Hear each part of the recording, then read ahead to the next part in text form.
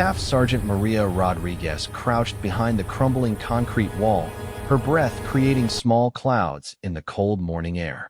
The city of Kandahar stretched before her in ruins, a maze of destroyed buildings and empty streets that had once been home to thousands. Her radio crackled with static, but no voices came through. She had been trying to reach her unit for 3 hours now, ever since the explosion that separated her from the rest of Bravo Company. The mission had started like any other. Intelligence reported that a high-value target was hiding in the eastern district of the city. Maria's job was simple: provide overwatch from the abandoned hospital while her team moved through the streets below. She had done this countless times before. Her rifle, a customized M24 SWS, felt like an extension of her body after 6 years of military service and dozens of successful missions. Everything went wrong at 0800 hours. The building next to her position erupted in flames as enemy mortars rained down on their location.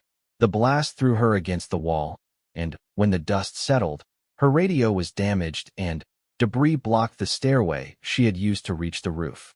Through her scope, she watched in horror as her teammates retreated under heavy fire, their forms growing smaller as they disappeared into the maze of streets. Maria checked her equipment methodically, the way she had been trained. Her rifle was intact, though covered in dust. She had 4 magazines of ammunition, 120 rounds total. Her sidearm, a Beretta M9, held 15 rounds with 2 spare magazines. Water was her biggest concern. She had 1 canteen, maybe enough for 2 days if she was careful. Food consisted of 3 MREs and some energy bars. Her first aid kit was complete, though she hoped she wouldn't need it. The sound of boots on concrete made her freeze. Through a gap in the wall, she could see enemy fighters moving through the street below. They wore mismatched uniforms and carried AK-47s with casual familiarity. One of them pointed toward the hospital and spoke rapidly in a language she didn't recognize. Maria counted 8 men, all armed and searching systematically through the buildings. She forced herself to think clearly. Her team believed she was dead or captured. Standard protocol was to fall back to the rally point and call for extraction. They wouldn't risk more lives searching for one soldier, especially not in hostile territory. Maria understood the logic, even if it stung. She had made the same difficult decisions herself when leading missions. The enemy fighters entered the hospital through the main entrance. Maria could hear their voices echoing through the empty corridors below. She needed to move, but where? The roof offered good visibility, but no escape route. The lower floors would provide more hiding places, but also more chances to encounter the search teams. She chose to move laterally, using the connected rooftops of the hospital complex.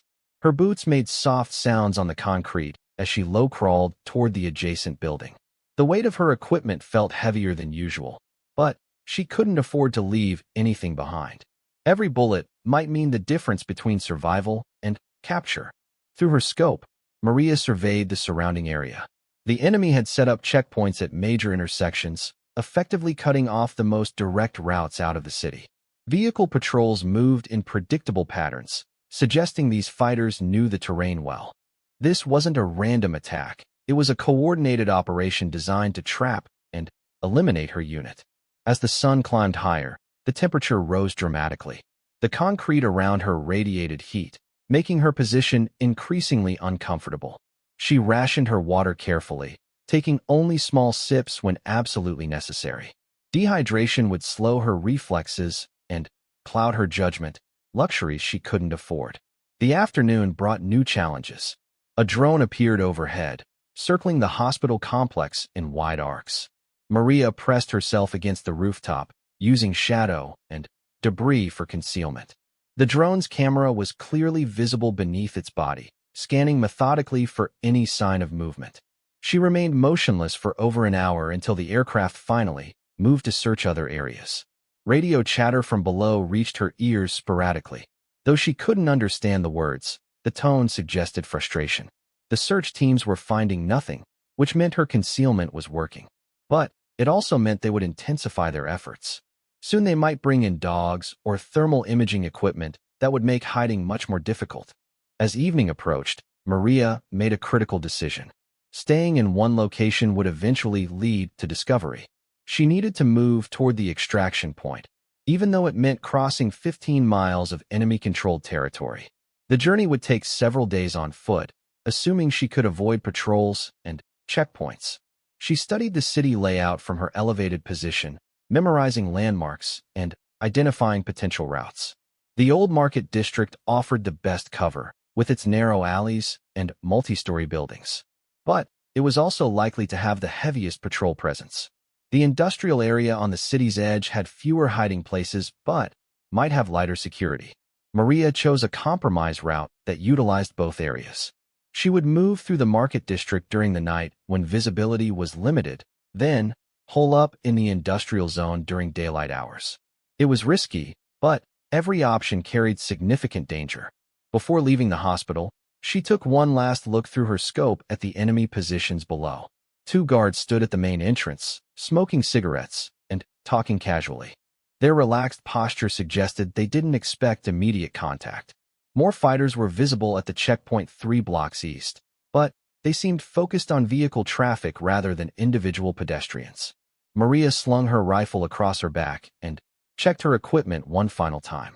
The night air was cool against her face as she prepared to begin the most dangerous journey of her military career. Behind her, the hospital stood silent and empty, a tomb that had almost become her own. Ahead lay unknown challenges and the slim hope of reaching safety. She took a deep breath and began her descent into the city below, every step taking her further from the familiar and deeper into hostile territory. The mission had changed from providing overwatch to simple survival. But Maria Rodriguez was a trained sniper, a professional soldier who had overcome challenges before. She would find a way home, no matter what obstacles lay ahead. The empty streets stretched before her like a maze, and somewhere in that maze lay either salvation or destruction. With careful steps and steady nerves, she began to navigate toward an uncertain future, alone but not defeated. 3 days had passed since Maria began her journey through the hostile city. She had covered only 6 miles, forced to move slowly and carefully to avoid the numerous patrols that seemed to multiply each day. Her water was nearly gone, reduced to a few precious sips that she saved for the most critical moments. The constant stress and limited food had sharpened her senses but weakened her body. She had taken refuge in an abandoned textile factory on the 3rd night, choosing a position on the 2nd floor where she could observe 3 different approach routes. The building smelled of machine oil and dust, with empty spools of thread scattered across the concrete floor. Through the broken windows, she could see enemy vehicles moving along the main road at regular intervals. The factory had provided an unexpected discovery.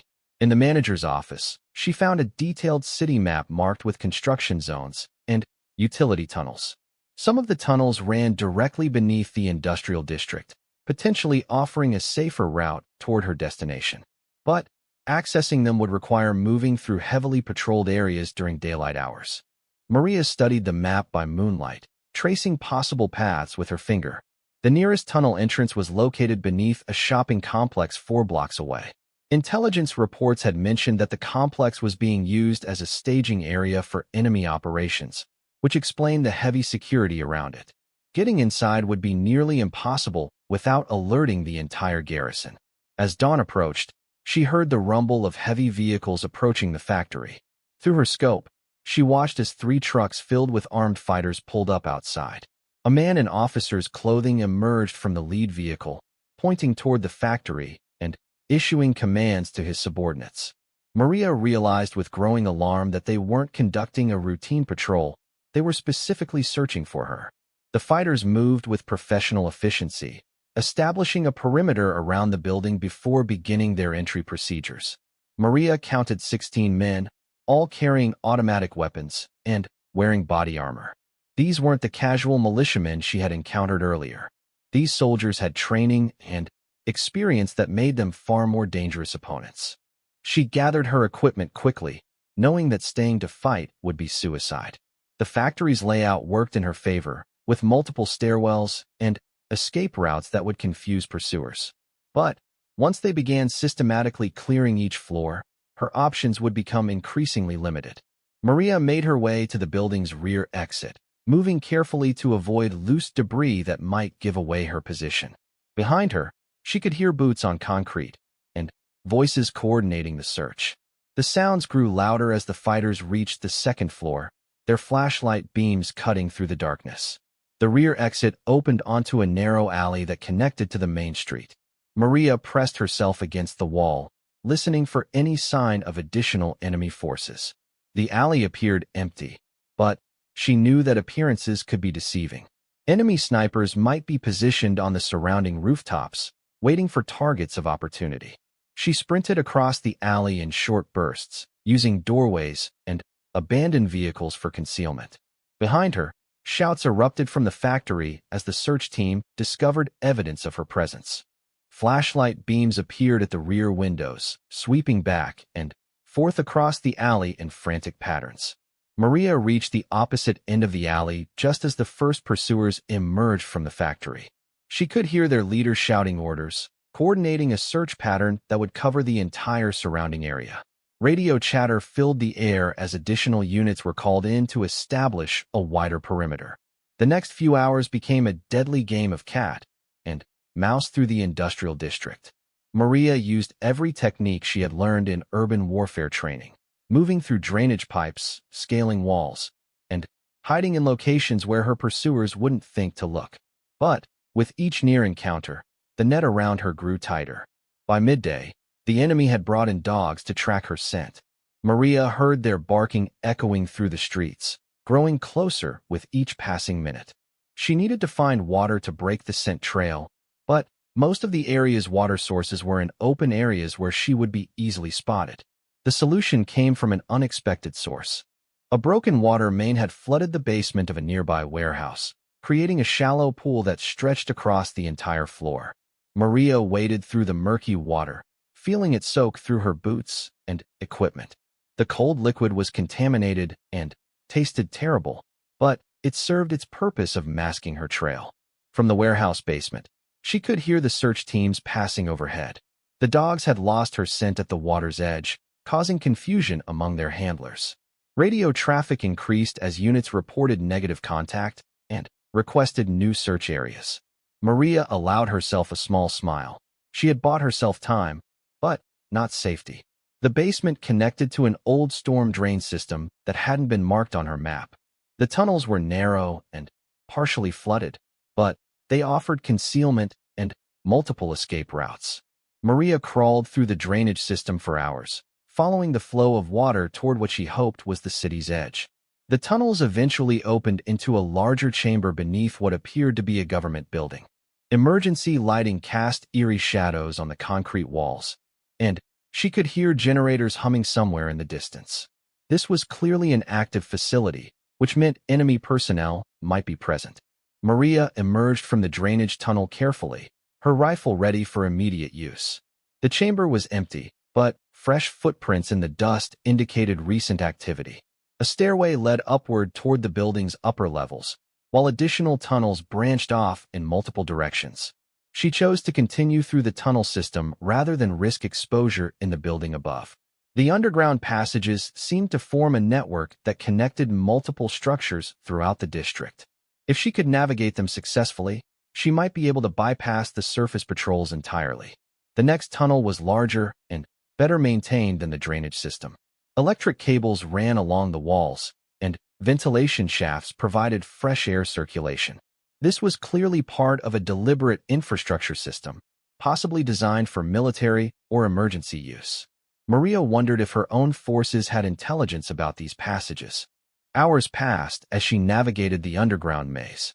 Her compass and the building map helped her maintain a general sense of direction, but the tunnel system was more complex than anything shown on the surface charts. Some passages led to dead ends, while others connected to areas she hadn't expected. Finally, she found a tunnel that matched her intended route toward the extraction point. The passage was wide enough to move comfortably, and fresh air suggested it had an exit somewhere ahead. Maria checked her equipment and pressed forward, hoping that this path would take her closer to safety rather than deeper into danger. The tunnel gradually sloped upward, eventually reaching a heavy metal door marked with warning signs in multiple languages. Through the small window in the door, Maria could see daylight and what appeared to be an empty courtyard. She studied the area carefully before opening the door, looking for any sign of enemy presence. The courtyard belonged to an abandoned school, its playground equipment rusted and broken. Beyond the school's perimeter fence, she could see the outskirts of the city stretching toward the mountains where her extraction point was located. She had covered more ground underground than she had realized, bringing her within striking distance of her destination. But, as Maria prepared to leave the tunnel system behind, she heard the distant sound of helicopter rotors approaching from multiple directions. The enemy had expanded their search area and brought in aerial assets to complement their ground forces. Her window of opportunity was closing rapidly, and the final phase of her journey would be the most dangerous yet. The helicopters circled overhead like mechanical vultures, their searchlights cutting through the afternoon shadows as they systematically scanned every building and alleyway. Maria pressed herself against the school's outer wall, counting 3 aircraft working in coordinated patterns. Each helicopter carried what appeared to be a full squad of soldiers, ready to deploy at the first sign of contact. She had been moving for 5 days now, covering 12 miles of hostile territory through a combination of stealth, cunning, and pure determination. Her food was completely gone, forcing her to survive on rainwater collected in her empty canteen and whatever edible vegetation she could find. The constant stress had worn her down physically, but her mental focus remained sharp. The school's courtyard offered limited concealment, but the surrounding neighborhood provided multiple hiding spots among the abandoned houses and overgrown gardens. Maria waited for the helicopters to move to their next search grid before sprinting across the open space toward a cluster of residential buildings. The house she chose had been damaged by artillery fire, with gaping holes in its walls that provided excellent observation points. From the second floor, she could see the entire approach to the foothills where her extraction point was located. But between her current position and safety lay 6 miles of open terrain with minimal cover. Through her scope, Maria observed the enemy's search pattern more carefully. The helicopters were working outward from the city center in expanding circles, while ground forces established checkpoints at every major intersection. They were being methodical and thorough, leaving little room for error. Her enemies knew she was still alive and in the area, which meant someone had been tracking her movements. As evening approached, she noticed something that made her blood run cold. One of the helicopters had landed near the tunnel system she had used to reach this area. Soldiers were emerging from the aircraft with tracking equipment and specialized gear. They had found her route and were using it to narrow their search parameters. Maria realized that continuing toward the extraction point would be suicide. The open terrain ahead was perfect for helicopter patrols, and thermal imaging would make concealment nearly impossible. She needed a new plan, something that would give her the advantage instead of constantly forcing her to react to enemy movements. The solution came from studying the enemy's patterns more carefully. The helicopters returned to a forward operating base each night for fuel and maintenance, reducing their flight hours to conserve resources. The ground patrols also followed predictable schedules, with shift changes occurring at regular intervals. During these transition periods, surveillance coverage dropped significantly. But Maria's most important observation involved the enemy's communication procedures. She had noticed that radio traffic followed specific protocols, with check-ins occurring every 30 minutes. When units failed to report on schedule, response teams were immediately dispatched to investigate. This suggested a command structure that was both organized and paranoid about losing contact with its forces. An idea began to form in her mind, dangerous but potentially effective. If she could eliminate a small patrol during a communication gap, she might be able to acquire transportation and better equipment.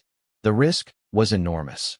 Any mistake would bring the entire enemy force down on her position. But continuing her current course offered no real hope of survival. Maria chose her target carefully, a 3-man patrol that checked the perimeter of a communications relay station every 2 hours. The station was located on high ground overlooking the main valley, making it strategically important, but isolated from immediate reinforcement. The patrol always approached from the same direction and followed an identical route around the facility. She positioned herself in a ruined water tower that overlooked the station, checking her rifle's zero and calculating ranges to various positions around the target area. Her remaining ammunition was limited to 63 rounds, which meant every shot had to count. Missing her targets would alert the entire garrison and eliminate any chance of escape. The patrol arrived precisely on schedule, 3 fighters in desert camouflage carrying AK-47s and radio equipment. They moved with casual confidence, suggesting they didn't expect to encounter resistance in this area.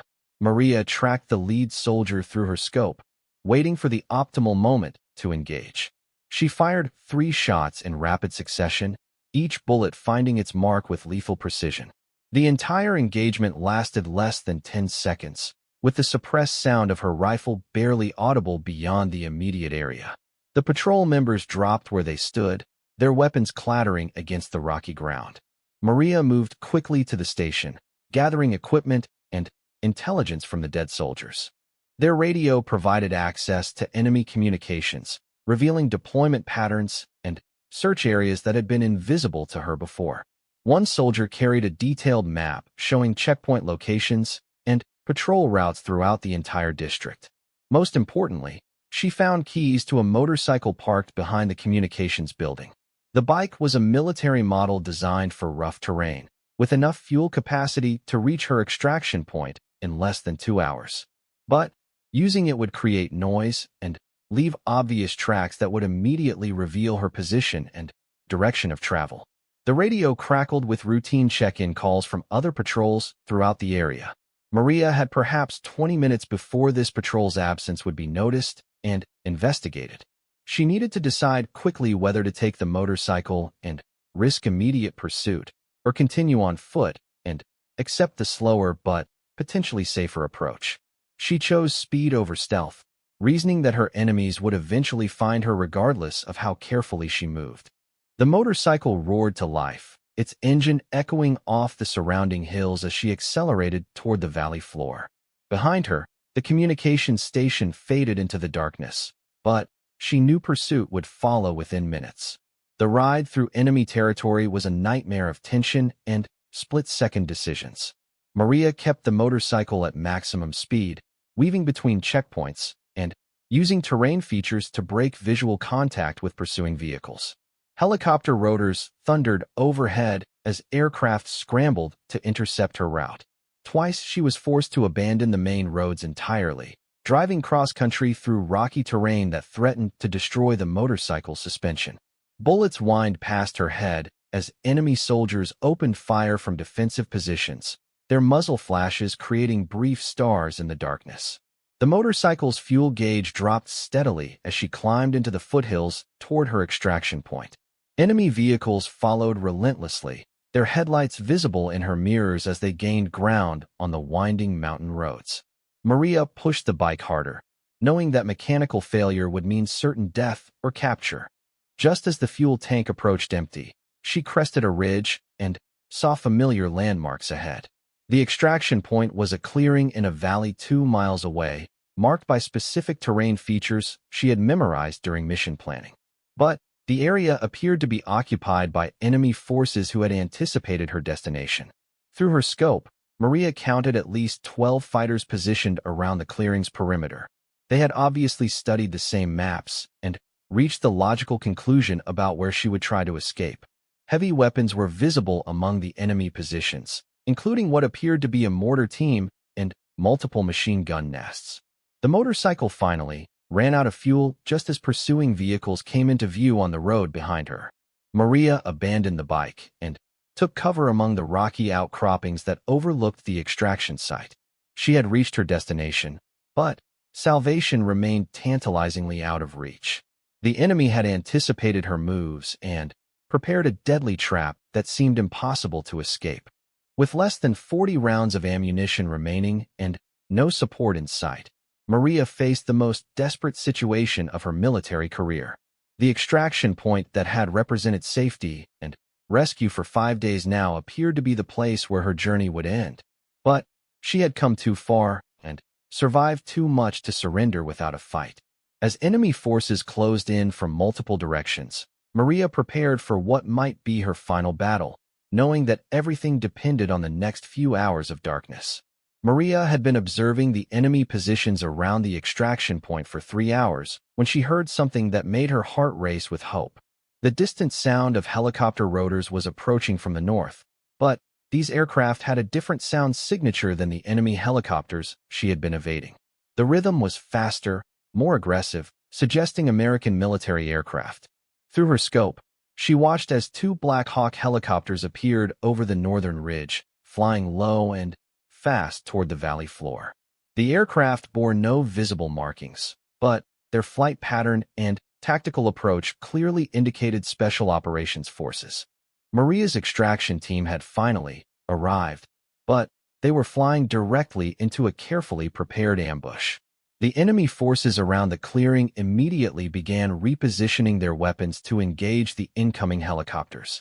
Machine gun teams swiveled their weapons skyward while the mortar crew prepared to fire at predetermined coordinates.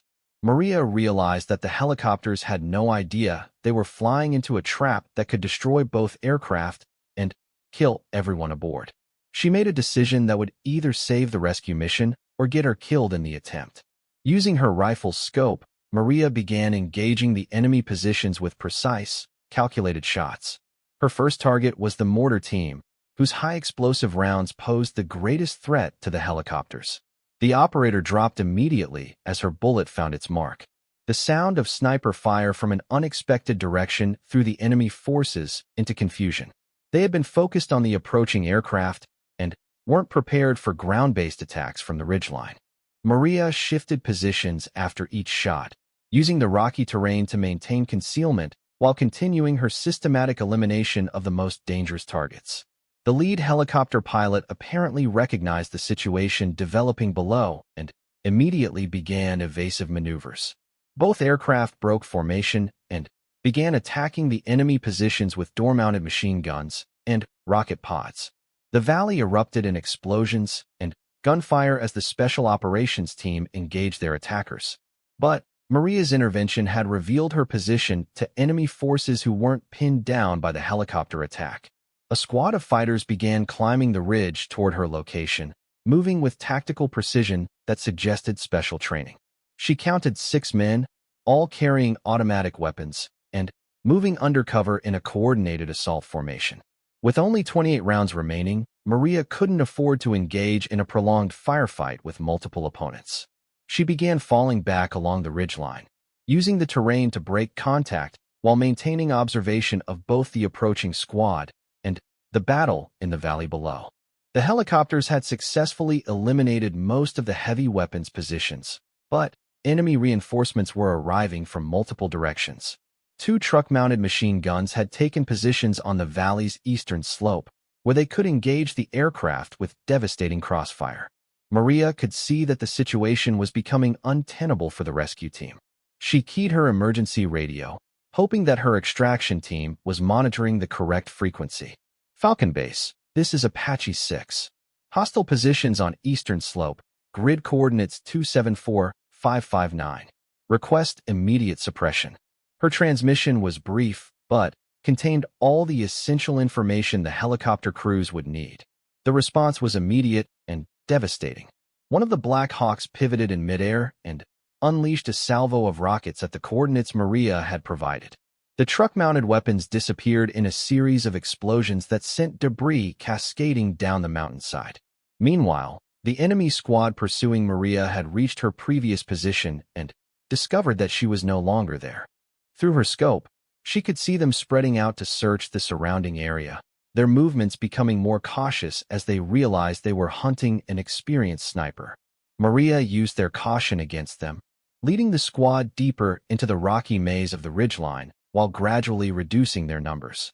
Her shots were carefully planned and executed, with each enemy soldier eliminated when he was separated from his teammates and couldn't be immediately supported. The psychological impact of unseen sniper fire was as effective as the physical damage. By the time she had reduced the squad to 2 survivors, the battle in the valley had shifted decisively in favor of the rescue team. The helicopters had established fire superiority and were beginning their extraction procedures. But Maria was still trapped on the ridgeline with enemy forces between her and the landing zone. The solution came when one of the helicopter crews spotted her muzzle flash during her final engagement with the pursuing squad. The pilot's voice crackled over her radio with a distinctly American accent. "Unknown sniper, this is Titan 17. We have you visual on the ridge. Can you reach the primary extraction point?" Maria responded immediately. "Negative, Titan 17. Hostile forces between my position and the LZ. Request alternate pickup or covering fire for movement." She was already moving as she spoke, knowing that radio transmissions could be triangulated by enemy forces equipped with direction-finding equipment. The helicopter pilot's response was exactly what she hoped to hear. "Copy that. We're coming to you. Mark your position with IR strobe when you see us approaching." The Black Hawk broke away from the valley floor and began climbing toward the ridgeline, its pilot flying with the aggressive confidence that marked elite military aviators. Maria activated her infrared strobe and found a suitable landing area on a relatively flat section of the ridge. The spot was barely large enough for a helicopter, with steep drops on three sides that would make the approach extremely dangerous. But it was her only chance for extraction before enemy reinforcements arrived in overwhelming numbers. The Black Hawk appeared around a rocky outcropping, flying so low that its rotor wash kicked up clouds of dust and debris. The pilot held the aircraft in a perfect hover while the crew chief signaled for Maria to approach. She sprinted across the open ground, expecting enemy fire at any moment. As she reached for the helicopter's cargo door, bullets began impacting the aircraft's fuselage. The remaining enemy fighters had finally located her position and were attempting to prevent the extraction. The crew chief returned fire with his door-mounted machine gun, while Maria hauled herself aboard the aircraft. But instead of the army soldiers she had expected, Maria found herself face-to-face with a team of Navy SEALs. Their faces were painted in camouflage patterns, and their equipment was state-of-the-art special operations gear. The team leader, a bearded man with sergeant stripes, grabbed her arm and shouted over the engine noise. "You the sniper who's been raising hell down there?" Maria nodded, still catching her breath from her desperate run to the helicopter. The SEAL grinned and slapped her on the shoulder. "Outstanding work, Marine. You just saved our asses, and probably this entire mission." She realized that these weren't her original extraction team, but rather a different special operations unit that had been operating in the area. As the Black Hawk lifted off and headed for safety, Maria learned that the SEALs had been conducting their own mission in the region when they intercepted her emergency transmissions. The team leader, Staff Sergeant Mike Chun, explained that they had been searching for her for 2 days after receiving reports of an American soldier operating behind enemy lines. The helicopter's crew chief handed Maria a bottle of water and an MRE, the first real food she had tasted in days. As she ate, Chin briefed her on the tactical situation and their planned route to the forward operating base. The enemy would likely pursue them, but the SEALs had prepared contingency plans for multiple scenarios. Looking out through the aircraft's window, Maria could see the city where she had spent 6 days fighting for survival growing smaller in the distance. The extraction point that had seemed so unreachable was now behind them, along with the enemy forces that had hunted her through the urban maze. But as the helicopter flew toward safety, Maria realized that her ordeal had fundamentally changed her. She was no longer just a sniper providing support for other units. She had become something more, a survivor who had proven that determination and skill could overcome seemingly impossible odds. And somehow, she suspected that this experience was just the beginning of a new chapter in her military career. The celebration at Forward Operating Base Mustang was subdued but heartfelt as Maria's helicopter touched down on the landing pad. Word of her survival had spread throughout the base, creating a mixture of amazement and respect among the assembled soldiers. Many had assumed she was dead when her unit returned without her 6 days earlier. Colonel James Martinez, the base commander, was waiting as she stepped off the aircraft. His weathered face showed genuine relief as he shook her hand firmly. "Staff Sergeant Rodriguez, it's good to have you back. We need to debrief immediately, but first, you need medical attention and some real food. The medical examination revealed that Maria had lost 15 pounds during her ordeal, but suffered no serious injuries. Dehydration and exhaustion were her primary concerns, along with minor cuts and bruises from navigating through debris and rough terrain. The base doctor cleared her for duty after 24 hours of rest and proper nutrition. But Maria's return to base coincided with a developing crisis that would test everything she had learned during her 6 days behind enemy lines. Intelligence reports indicated that a team of 12 Navy SEALs had been conducting a classified mission in the same region where she had been trapped. Their last communication had been received 18 hours earlier, and they were now considered missing in action. Staff Sergeant Chun, who had participated in her extraction, briefed the search and rescue planning team on the tactical situation. The missing SEAL team had been investigating reports of a high-value target in the northern mountains, but enemy forces had apparently discovered their presence and surrounded their operational area. Colonel Martinez studied the mission maps with growing concern. The terrain was even more challenging than the urban environment where Maria had survived, with limited landing zones and multiple defensive positions that enemy forces could use to ambush rescue attempts. Traditional search and rescue operations would likely result in significant casualties. The breakthrough came when Maria recognized several landmarks on the intelligence photos. During her escape from the city, she had observed enemy movement patterns and communication procedures that provided crucial insights into their operational methods. More importantly, she had discovered the underground tunnel system that connected multiple areas throughout the region. Maria approached Colonel Martinez with a proposal that was both audacious and logical. She requested permission to lead a small rescue team back into hostile territory, using her knowledge of enemy tactics and terrain features to locate and extract the missing SEALs. The mission would be extremely dangerous, but it offered the best chance of success. The colonel's initial reaction was skeptical. Maria had just survived an ordeal that would have broken most soldiers, and sending her back into the same environment seemed almost cruel. But as she outlined her plan in detail, the military logic became undeniable. She possessed intelligence and experience that no one else could provide. The rescue team consisted of 8 volunteers from various special operations units, each selected for specific skills that would be essential for the mission's success. Staff Sergeant Chun volunteered immediately, followed by 2 demolition specialists, a combat medic, a communications expert, and 3 assault team leaders with extensive urban warfare experience.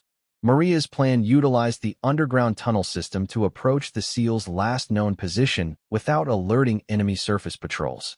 The tunnels would provide concealment and multiple escape routes if the mission went wrong.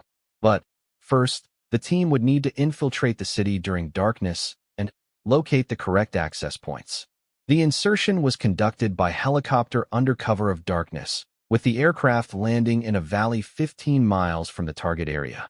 Maria led the team cross-country using terrain features she had memorized during her escape, avoiding enemy checkpoints and observation posts through careful route selection.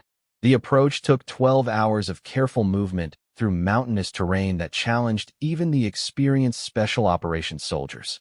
Maria's knowledge of enemy patrol patterns proved invaluable, allowing the team to predict and avoid contact situations that could have compromised the entire mission. They reached the tunnel entrance at dawn, finding it exactly where Maria had indicated based on her previous reconnaissance. The underground passages were even more extensive than she had initially realized, forming a network that connected military installations throughout the entire region. Following her lead, the rescue team navigated the tunnel system for 6 hours before reaching a position beneath the SEAL's operational area. Through carefully placed surveillance, they confirmed that the missing team was being held in a compound that had been converted into a temporary prison facility. The situation was more complex than anyone had anticipated. The SEALs were alive, but injured, with several team members requiring immediate medical attention. Enemy forces had established a reinforced security perimeter around the compound, making direct assault extremely costly in terms of casualties. Maria proposed a diversion plan that would draw enemy forces away from the prison while the rescue team infiltrated the compound through the tunnel system. She would create the diversion herself, using sniper fire to simulate a larger attacking force approaching from an unexpected direction. The plan required precise timing and flawless execution. Maria positioned herself on a ridgeline overlooking the compound while the rescue team moved into position beneath the prison building. At exactly 0300 hours, she began engaging enemy sentries with carefully aimed shots that suggested an attack by multiple snipers. The diversion worked perfectly. Enemy reinforcements rushed toward the ridgeline while the rescue team emerged from the tunnels directly inside the compound. The liberation of the SEALs took less than 20 minutes, with the entire operation conducted without alerting the diverted security forces. But the escape proved more challenging than the rescue itself. The injured SEALs required assistance moving through the tunnel system, slowing the team's progress significantly. Enemy forces had discovered the diversion and were beginning a systematic search of the entire area. Maria rejoined the team at a predetermined rally point, bringing crucial intelligence about enemy search patterns and pursuit capabilities. Her ability to predict their movements allowed the combined team to stay ahead of the hunters while working toward the extraction point. The journey through the tunnels became a race against time as enemy forces systematically sealed access points to prevent escape. Maria's knowledge of alternate routes proved essential, guiding the team through passages that weren't marked on any official maps. They finally emerged from the tunnel system at the original insertion point, where helicopters were waiting to extract both teams. The missing SEALs were safely evacuated to medical facilities, while Maria and her rescue team returned to base as heroes. Colonel Martinez personally debriefed Maria on the mission's success, noting that her leadership and tactical knowledge had been instrumental in saving 12 lives. More importantly, her actions had demonstrated that survival behind enemy lines was possible with proper training, determination, and adaptive thinking. The aftermath brought recognition and commendation, but Maria was more interested in the lessons learned than the accolades received. Her experience had proven that individual soldiers could make strategic differences in complex operations when they possessed the right combination of skills and determination. 3 months later, Maria received orders transferring her to the Special Operations Command's Training Division, where she would develop survival and evasion curricula based on her experiences. The mission that had begun with abandonment and despair had evolved into a new career path that would benefit countless soldiers. As she prepared to leave Forward Operating Base Mustang, Maria reflected on the transformation that had occurred during those 6 days behind enemy lines. She had entered the experience as a competent sniper but emerged as a proven leader capable of operating independently in the most challenging circumstances. The title, Forget Her, that had once represented abandonment now symbolized something entirely different. It had become a reminder that underestimating any soldier's capabilities, regardless of their circumstances, was a mistake that could have strategic consequences. Maria Rodriguez had not only survived against impossible odds, but had used that experience to save others facing similar challenges. Her story would become legend within special operations communities, inspiring future generations of soldiers to never give up, no matter how desperate their situation might appear. The female sniper who had been left for dead in the ruins had returned to lead others to safety, proving that true strength comes not from avoiding difficult situations, but from overcoming them with courage, skill, and unwavering determination.